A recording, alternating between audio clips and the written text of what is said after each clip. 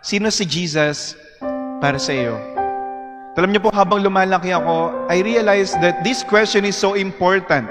Napakahalaga kapag sumusunod ka sa Panginoon. Why? Sapagkat yung pagkakakilala mo kay Jesus, yung pagkakakilala mo sa Diyos, it is something that directs your life. The God that we worship always directs our life. Kaya hindi natin pwedeng pekein yung ating relationship with Jesus, sapagkat it will always be manifested in the way we live our lives. Sapagkat hindi pwedeng sinasabi mo that the God that I worship is the God of love, pero grabe ka kung manira sa iba. You cannot say that the God that you worship is the God of truth, pero panay naman ang chismis at pagpapalaganap ng mga maling kwento at mga maling balita. You cannot say that the God you worship is the God of compassion, pero napaka-indifferent naman sa pangangailangan ng iba. We cannot fake our relationship with God. But look at a person na merong malalim na ugnayan sa Panginoon.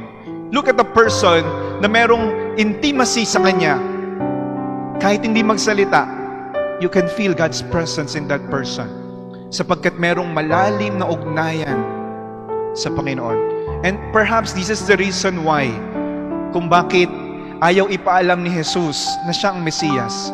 Sapagkat ang gusto niya, maramdaman mismo sa mga apostoles, maramdaman mismo sa ating buhay, na buhay ang Diyos, that He is working, that He is not absent, but present in us.